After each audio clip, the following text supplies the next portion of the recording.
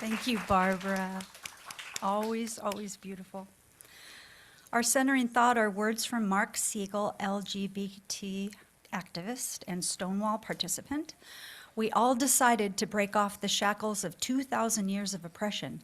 That night, the police represented that oppression of religion, family, church, every single thing in society that hated us. It was out loud, proud and gay. We have, sorry. Welcome to our Sunday morning gathering of Summit Unitarian Universalist Fellowship. We're so glad you've chosen to join us today, whether you're here in the sanctuary or joining us virtually on Zoom. Summit is a liberal religious community bound together by shared principles drawn from world religions, humanist teachings, nature and science, philosophy, and personal practices. We aspire to be a religion of love and inclusion. The mission of Summit is to commit ourselves to building a more compassionate, just, and sustainable world. We have a few announcements this morning. Margot?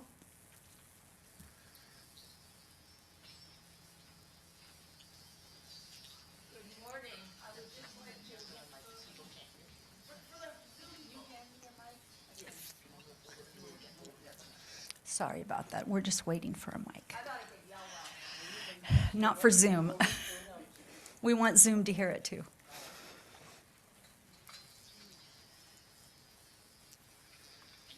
Thank you, Amy.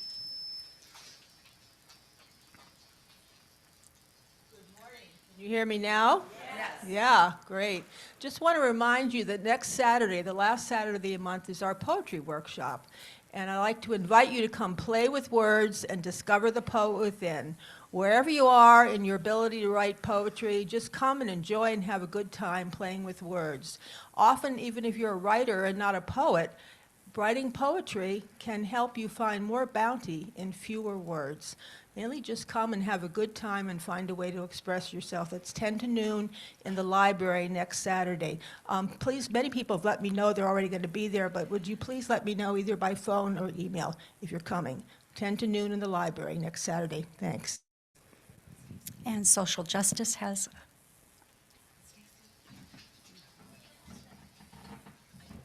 Good morning. Happy Sunday. I'm Erin. I'm the co-chair of Social Justice and Action Committee. Also, Al Mork back there is also the other co-chair. We do social justice work here at Summit and in East County.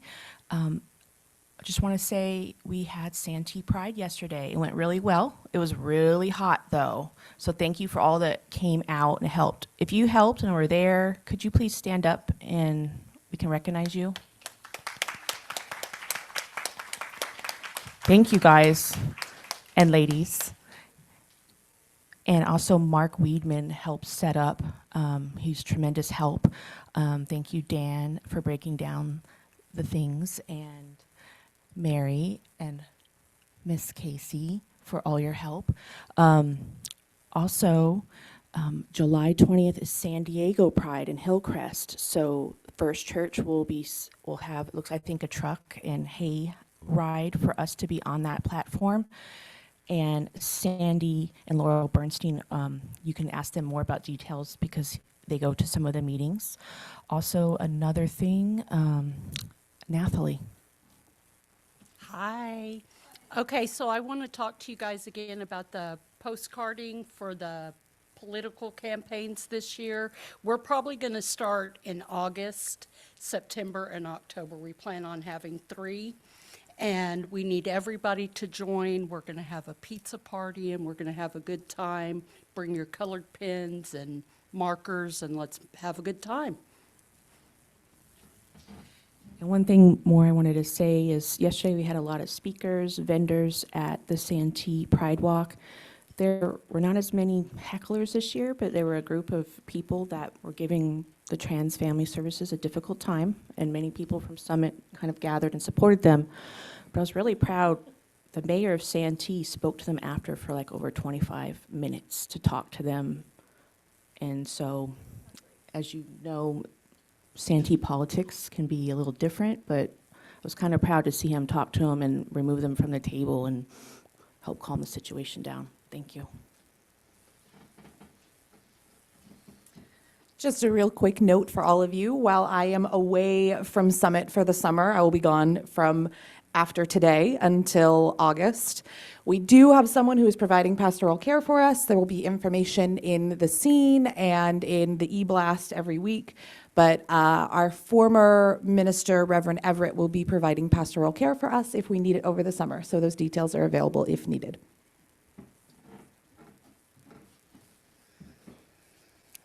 thank you. We acknowledge that our fellowship resides on unceded Kumeyaay land. The Kumeyaay have lived on this land for 10,000 years, and it is their home today. We recognize the abusive history of colonization in California and are mindful of our duty to responsibly act from our position of privilege. The chalice lighting is by Linda Lee Franson. Are you lighting chalice? We light this flame to ignite our hearts and minds, the spark of knowledge that enlightens, the shimmering hope that burns, the blazing love that engulfs our actions, the bonfire of our commitment. We light this flame for those who celebrate themselves, who fear, who hope, who persevere, who stand on the side of love for all. We light this flame for those who have been ridiculed, that they may find peace, for those who have fought to marry, that they may celebrate, for those who live in uncertainty in the world, that they may have hope. We light this flame to renew our commitment that no one shall ever again suffer the right to love. We light this flame to celebrate our kaleidoscope of diversity, working, loving, and living on the side of love. For this, we light this flame. And those who are willing and able to stand, we're doing our UUA hymn.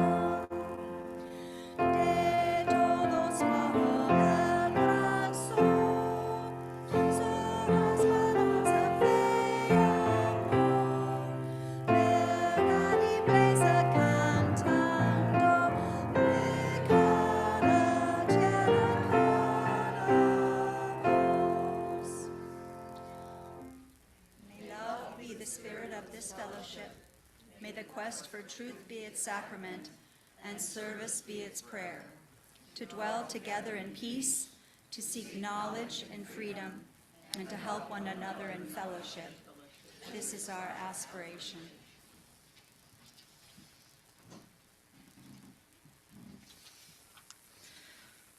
Good morning, everyone. My name is Pastor Casey Marie Pandell. I am the minister here. I am a 34-year-old white woman with shoulder-length purple hair, wearing black glasses and a black tank top that says in very big letters, want to make sure I got the wording right, support trans kids.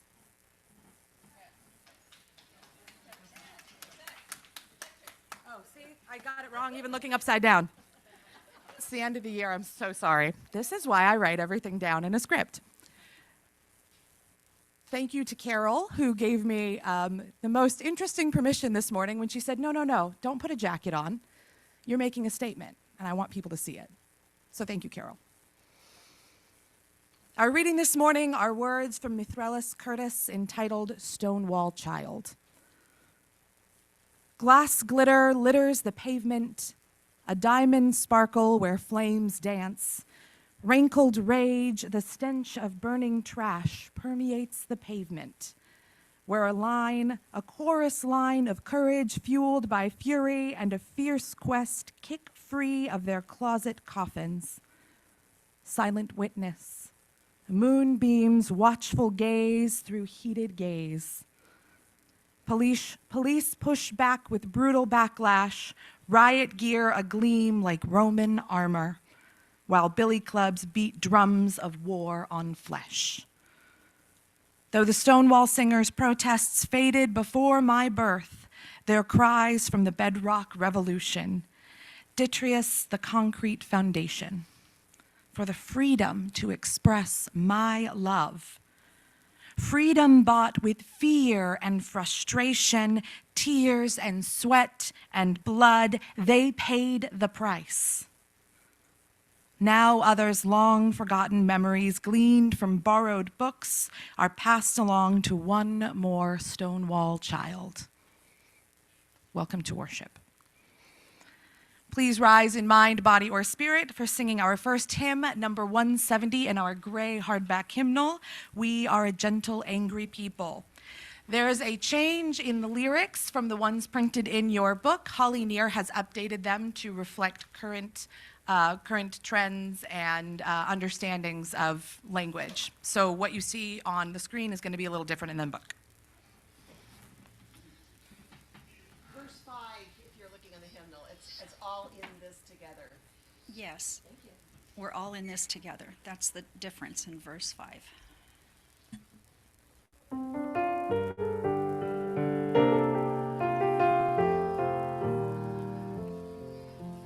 We are a gentle, angry people, and we are singing, singing for our lives. We are a gentle, angry people, and we are singing, singing for our lives. We are a justice-seeking people, and we are singing, singing for our lives. We are a justice-seeking people, and we are singing, singing for our lives. We are young and old together, and we are singing, singing for our lives. We are young and old together, and we are singing, singing for our lives. We are a land of many colors, and we are singing, singing for our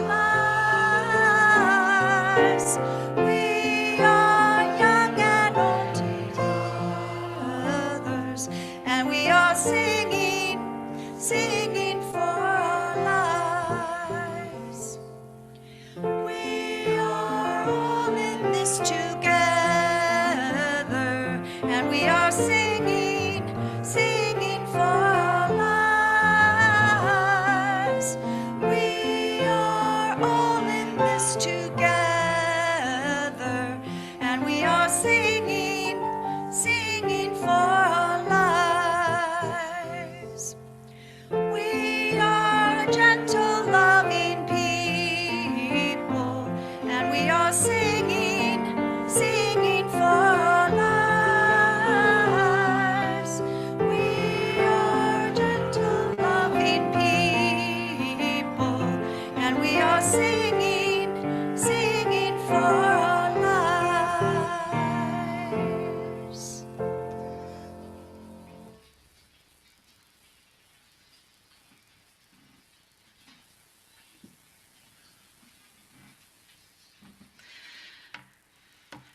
Our joys and concerns portion of our service is the opportunity for us to share the really big happenings in our lives, the ones too big to hold alone, the ones too exciting not to share.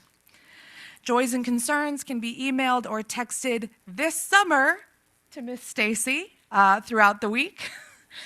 They can also be written up at the chancel on a Sunday morning before the service begins. We have a few candles lit today.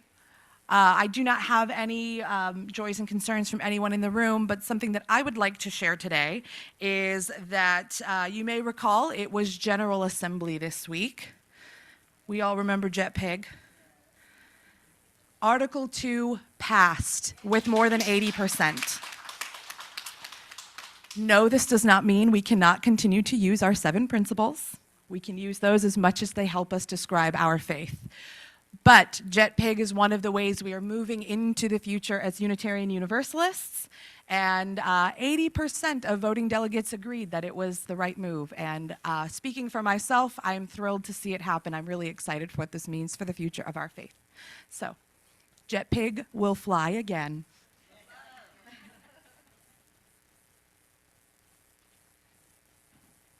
And we know not all joys and concerns today are spoken aloud, whether spoken or unspoken. We hold you in our hearts.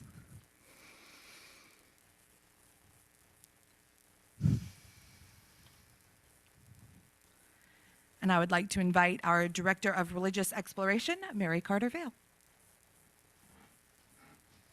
Props. I need props. Good morning. My name is Mary Carter Vale. I am a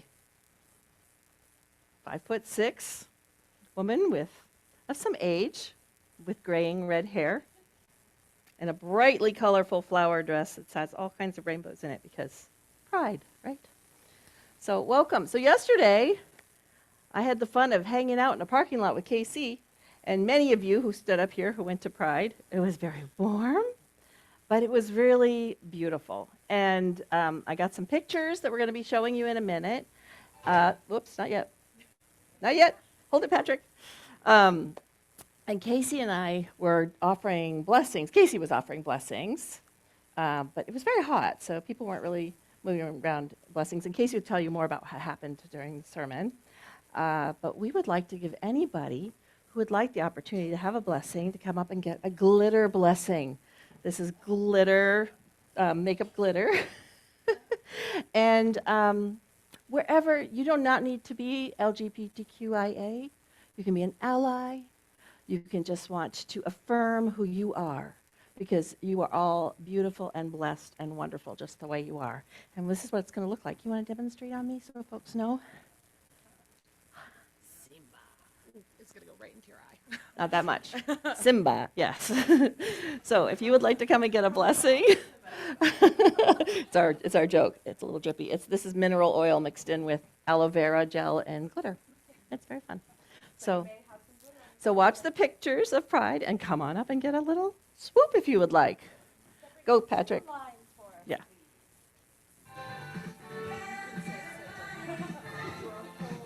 You are whole, you are holy, you are blessed. I'm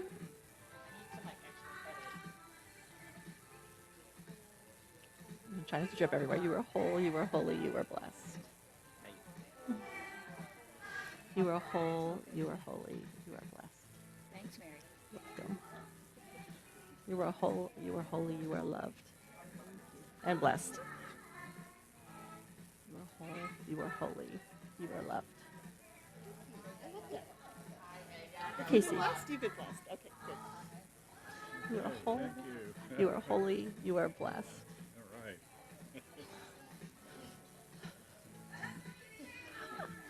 You are whole, you are holy, and you are blessed and loved. You are whole, you are holy, you are blessed and loved. You are whole, you are holy, you are blessed and loved. Thank you. You are whole, you are holy, you are blessed and loved. You want to see the pictures again? Did you get? You are whole, you are holy, you are blessed and loved.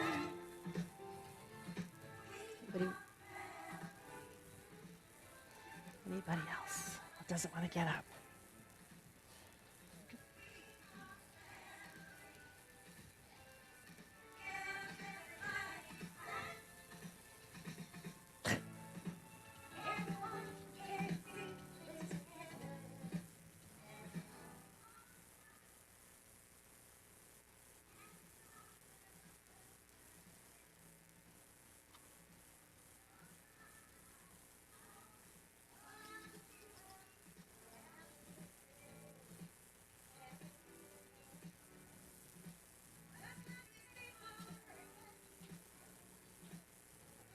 Okay, come on, let's go. Ready?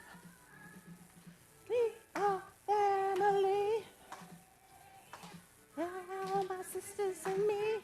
There we go. Good job. Good job. All right, so we're going to head off to RE where we're going to do some fun planning. Before we go? Explain LGBTQIA. Oh, LGBTQIA. L, lesbian. B, LG, gay. B, bisexual. T, transgender. Q, queer, which is now an empowered term. Thank you. I, intersex. A is ace, asexual.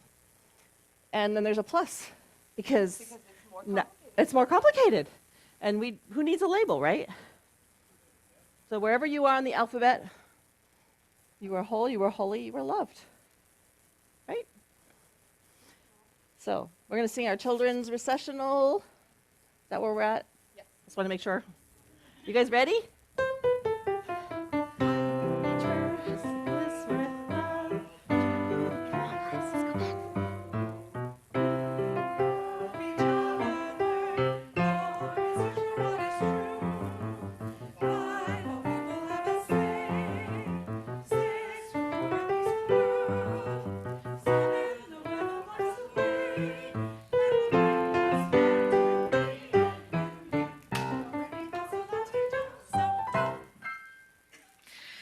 Please join us in rising in mind, body, or spirit as you are able or willing to sing our next hymn 1053 in our soft teal hymnal, How Could Anyone?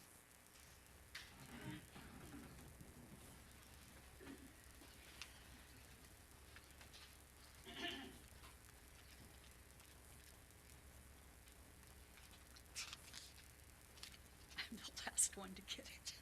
10:53. We all know this one. How could anyone ever tell you you were anything less than beautiful? How could anyone ever tell you you were less than whole?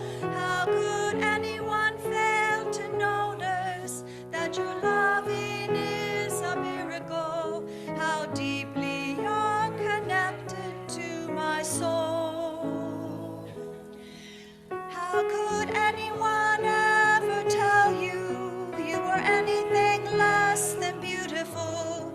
How could anyone ever tell you you were less than whole? How could anyone fail to notice that your loving is a miracle? How deeply you're connected to my soul.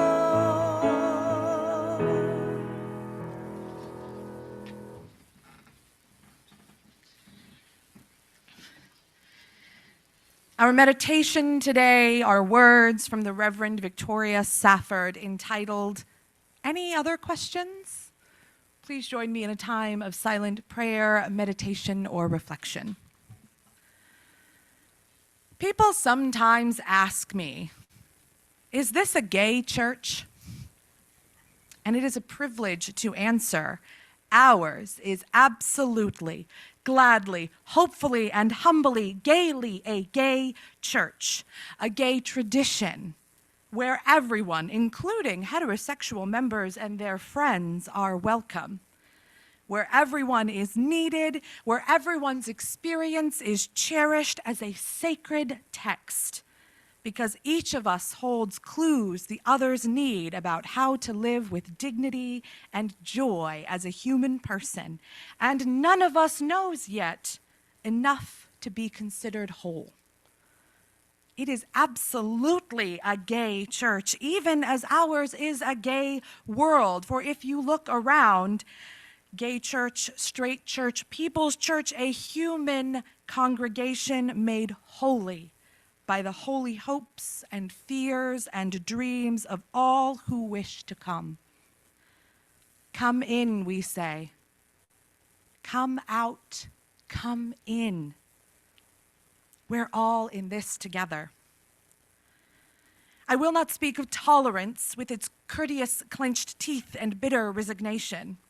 I will not speak of acceptance of other people and some other kind of lifestyle. I can only look in laughing wonder at human life in all its incarnations. I can taste only in passing the breath of the spirit of life on my mouth and understand our common longing to breathe in the spirit of life. And I cannot think of it as being anyone's ally even, because even that implies some degree of separation. Some degree of safety for some of us, but not all. We are allied with no one and nothing but love. The larger capital L love transcending all our understanding, within which all the differing, gloriously, gorgeously various, variant, beautifully deviant aspects of ourselves are bound in elegant unity. I know that on some sad and disappointing days, these words describe a church that yet shall be and is not yet here. I know. But I know too that to answer is an act of creation. To answer this question and some others is a privilege, a prophetic imperative, a joy, a duty, and a holy sacrament.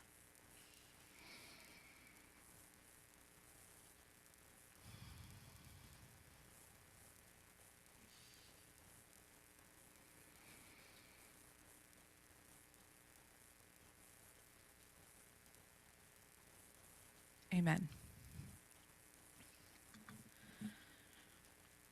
When I hear the words Stonewall Riot, I instantly have an image of Marsha P. Johnson, tall, black, beautiful, and full of righteous indignation, in the midst of a pulsing throng of other people full of anger and frustration, wrapping her fingers around a brick and catapulting it straight through a large glass window to a chorus of cheers.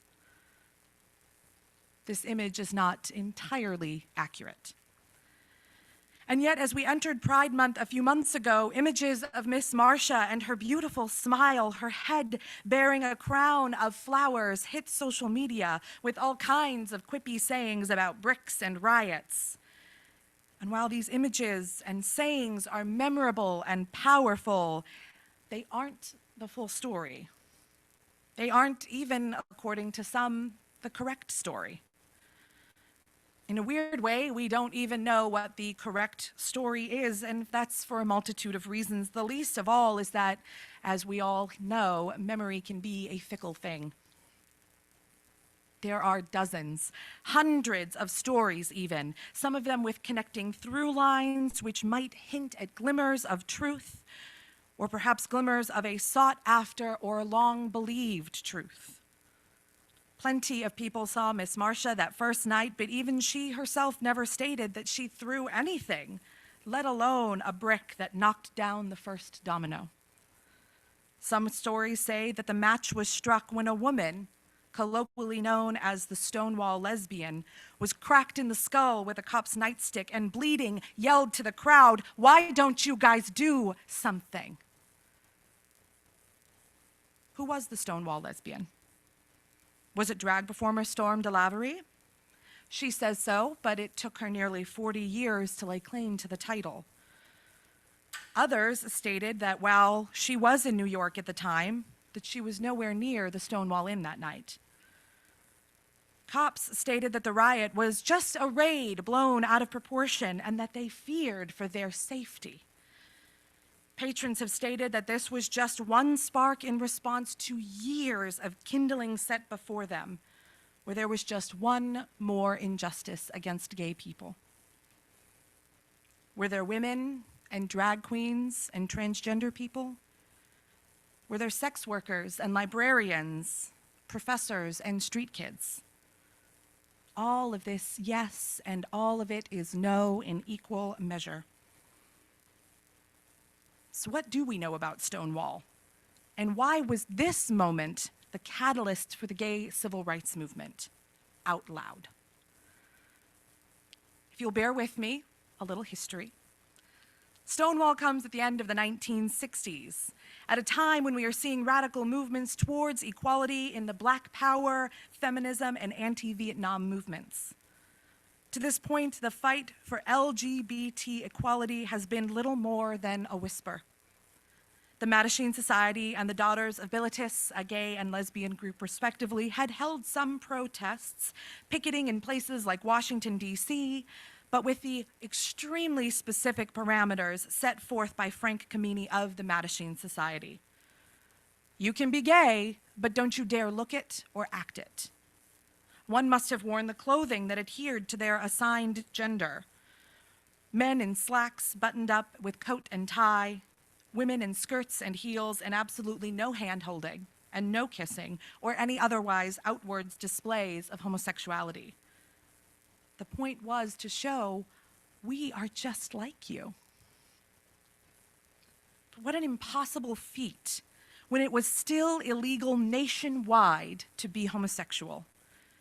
In a time when people were losing jobs, homes, and children simply for loving who they loved. When the only safe places were the occasional bar in a big city, some of which were legally prohibited from serving alcohol to anyone who wasn't straight. Stonewall was one of the few refuges for gay men because it was predominantly for men, although occasionally they allowed a lesbian, drag queen, or transsexual, which was then the recognized term of the day for transgender, but it's more complicated than that. The Stonewall was not without its own issues. As with most of those safe havens, it was mob-run, dirty, dingy, and very small. The drinkware was purported to be unclean, and it was a far cry from glamorous. But there was a dance floor where men could dance with other men and a fine little jukebox to play music on. Local cops on the books took bribes from the owners to give just a moment's heads up before a police raid, which usually ended in most men simply giving their ID and being released. But the night of June 28, 1969 was different. There was no warning, as a different precinct had come in that night. Police expected business as usual, but there was something in the air. Some folks said it was the heat of that New York night. Others said it was desperate grief over the death of Judy Garland. But whatever it was, people had had enough. Enough of being pushed around, enough of being made to hide in the shadows. Some folks were released, but a few others, people who did not present as the correct picture of a man, were held back as the small crowd outside became increasingly heated. And this is where some of the stories really start to diverge. But we know for sure that there were police outside who tried to deal with the beginnings of crowd outrage. Unable to handle it, they retreated into the bar, bringing a local reporter with them. As the crowd began to grow, pennies, nickels, dimes, and quarters started to fly, one pelting an officer in the face. In response, they grabbed a random bystander and dragged him along instead, leveling many blows on his body. The crowd surged with chants of gay power being raised above the noise. Somewhere, folks acquired a parking meter, using it as a battering ram against the stone wall doors. Fires were lit, one lighting the front of the bar ablaze. People were arrested, loaded into the paddy wagon, managing to escape and flee, only to come back around and add their voices again to the growing crowd, now numbering in the thousands. The marching began with more cheers, jeers, and chants. Many report a chorus of drag queens, arms linked, kicking higher than the Rockettes, singing, "We are the Stonewall Girls, we wear our hair in curls," to the tune of Ta-ra-ra boom die, although the lyrics vary from amusing to pulpit inappropriate, depending on who you ask. The crowd would not disperse from Christopher Street or Sheridan Square until well after sunrise. But it was clear there was no putting the cork back in that bottle. The uprising would continue for 4 nights total, although by Sunday it had mostly fizzled out. Did that retelling feel a little chaotic? Was it a little hard to follow in places? Then you have one very good understanding of part of why it has become difficult to separate Stonewall fact from fiction. Memory is far from perfect. My recollection may be different from yours, and we seldom recognize history being made when we are right in the middle of it. Although at least one man, Marty Robinson, seems to have recognized the importance of the moment, a moment in which Stonewall wasn't even the loudest, the biggest, or even the first uprising in the gay civil rights movement. I read dozens of interviews, 3 different books to prepare for this sermon. And one of those interviews I read spoke to Thomas Lanigan Schmidt, a young street kid in his early 20s. When he was asked years later about his recollections of that night, he said that survival on the streets was more important than remembering the details of that night at Stonewall. For many young gay men and many of the drag queens in Greenwich Village at the time, life was all about survival, hustling to make ends meet. And this, too, is another reason why recollections are fuzzy. Many a marginalized person within the gay community stated that middle-class white guys were the ideal, and that the people with the closest proximity for power perhaps didn't tell the whole story. When the truth is messier than well-dressed, well-spoken, and well-educated men, it is easy for erasure to run rampant. In the aftermath of that night, what we begin to see is people who will no longer be silenced. We see pushes within the community to be accepted not in spite of one's homosexuality, but to be accepted as human, fully authentic and divine, just as they are. We also see pinnings of privilege and power. The radical lesbians come about as a response to lesbians feeling unsupported by gay men. STAR is a movement by Marsha P. Johnson and Sylvia Rivera in an effort to keep transgender folks safe and housed when they all felt like no one in the community would help them. We see the birth of the Gay Liberation Front and the Gay Activists Alliance, which were 2 groups that converged over a difference in beliefs. We see people time and time again fighting for their right to exist exactly as they are. And sometimes, when we're lucky, we see crossover between movements. As for what we know today as Pride itself, in many ways it began as the commemoration of the 1-year anniversary.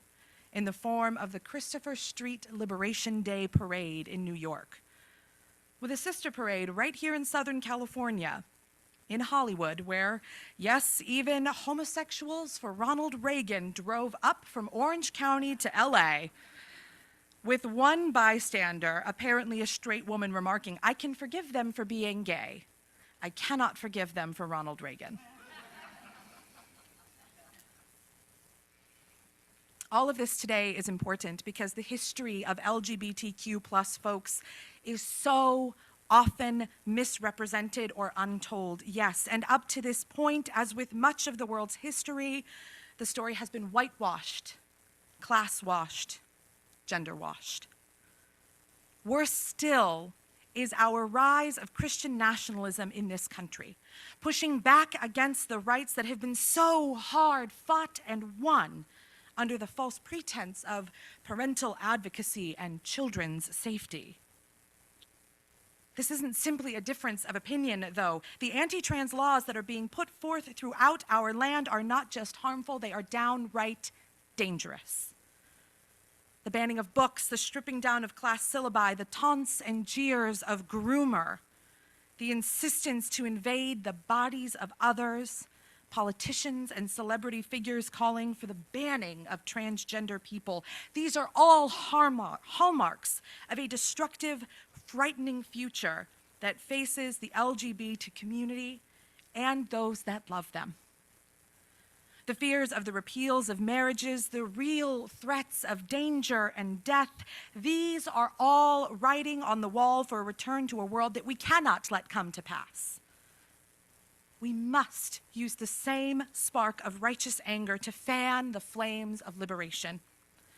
We must stand or sit or lay shoulder to shoulder with those who are under constant attack from the faux puritanical right. Those of us who are not queer identifying have the luxury of safety, today anyway, but make no mistake. As a faith that champions love above all else, this is our fight too.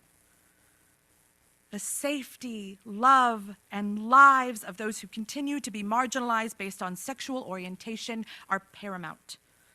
The work is already being done. We must simply find our place within it. I told you all when we met in this very room a year ago that I fully expect to see California become a sanctuary state for those fleeing religious, social, and political trauma from a hate-filled, bigoted wolf in sheep's clothing of traditional family values. I asked you then what you were prepared as a community to do to be a haven for those people in need of sanctuary, and I will ask you the same question now. Yesterday at Pride, after hearing there was transphobic rhetoric spewed at a group of trans men, some of you in this room heard me say, "I am ready to rumble, but I'm going to try to not get your minister arrested before vacation." I mean every word. Because I have the privilege of being a cisgender woman in an able body, and I proudly carry the mantle of minister. The very least that I can do with the privilege that all of that affords me is to put my body on the line to help support and protect others, standing between beloveds and hatred, using my voice to drown out painful words, and yes, if that means taking a punch because my words are met with violence, then I will take that punch every day. It's not me trying to be hard, but it is punk rock as hell to fight hatred. And I hope I always bring a they have to go through me first vibe to everything I do in my ministry. So, what will you do in the suffocation of oppression, homophobia, and transphobia when they bring pain and suffering not only into our beloved community, but the community at large? How will we, as Unitarian Universalists, respond? How will we fan the flame of our chalice for the safety, dignity, and divinity of every LGBTQ plus person? The UUA's Side with Love movement is a wonderful place to start, but that cannot be as far as we are willing to go. Those of us who are less directly affected must be willing to go further, especially in relation to transgender rights. Do not let Stonewall be just a moment in the history of the gay rights movement. Let it be the spark of the divine right to life, just as we are, loving who we are, loving how we are, in the continued fight for justice. We will need each of us, every single one of us, to keep this flame alight. So may it be, and amen.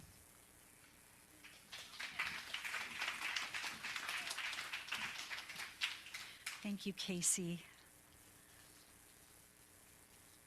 Your Sunday morning offering is a gift that provides Summit UU Fellowship the financial resources to help build a better world together. The smallest gift is welcome. For those of you on Zoom, the link can be found in the chat box. Please select the Sunday plate option to allocate your donation to the appropriate account. In honor of the summer solstice, this is Summer Song by Agatha Bakker-Grøndal, Norwegian composer.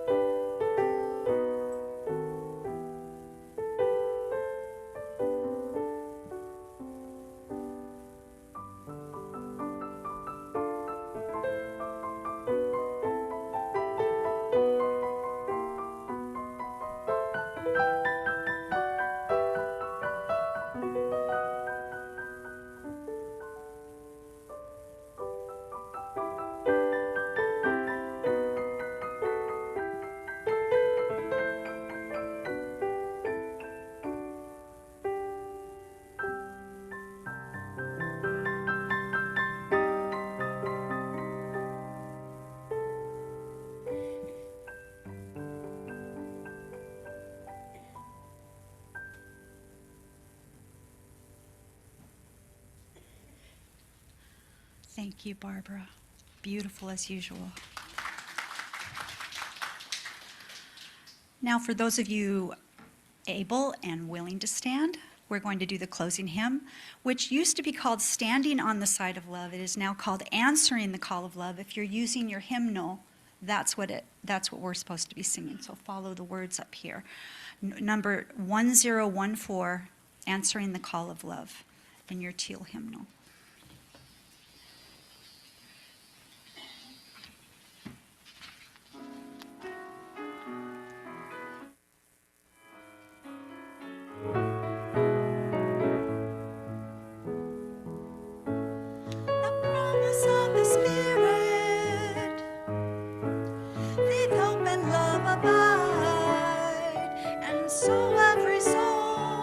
Blessed and made whole, the truth in our hearts is our God.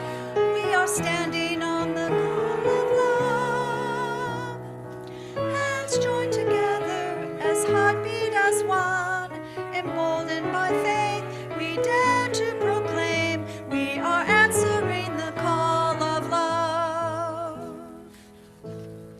Through the barrier, to keep love tightly bound, corrupted by fear, unwilling to hear, denying the truth we found. We are answering the call of love. Hands joined together as heartbeat as one, emboldened by faith, we dare to proclaim we are answering the call of love. A bright new day is dawning, when love will not divide. Reflections of grace in every embrace, fulfilling the vision divine. We are answering the call of love.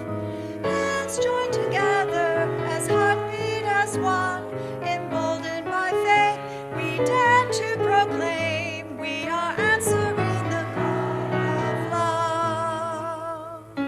Answering the call of love.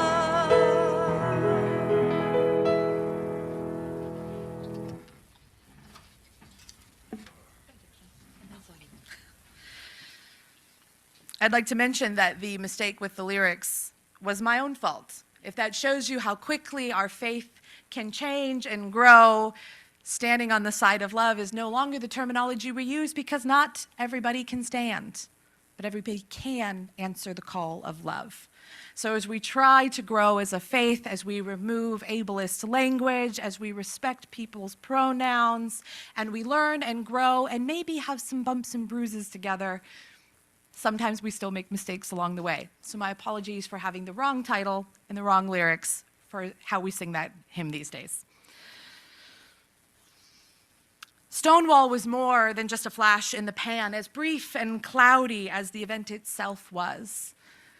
It was a catalyst for something greater, something that I think for a while people thought they wouldn't have to fight for again. But make no mistake that we are fighting that same fight today. It's been more than 50 years since that day.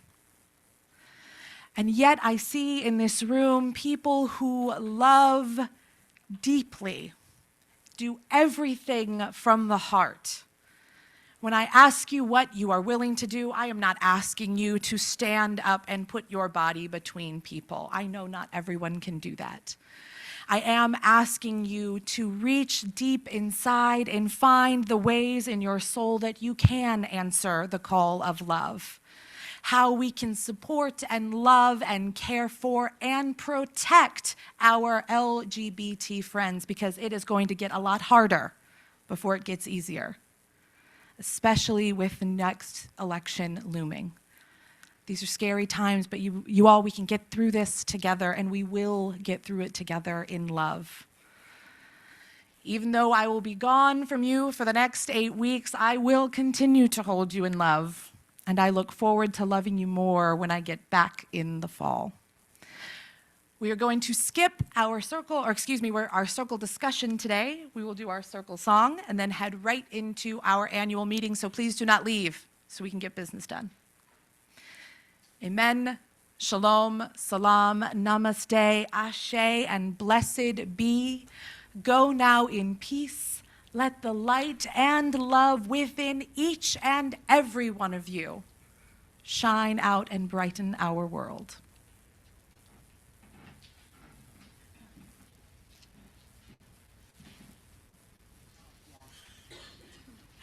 We extinguish this flame, but not the light of truth, the warmth of community, or the fire of commitment.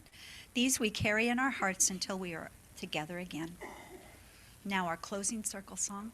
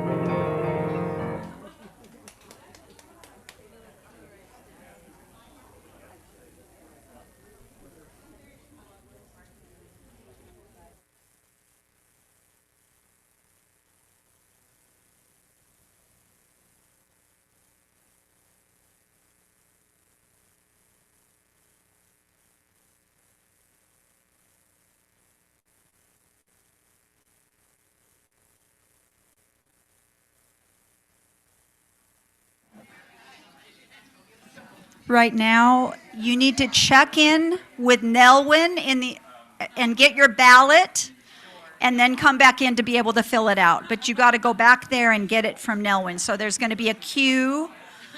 Let's be patient, and we'll all get our ballot.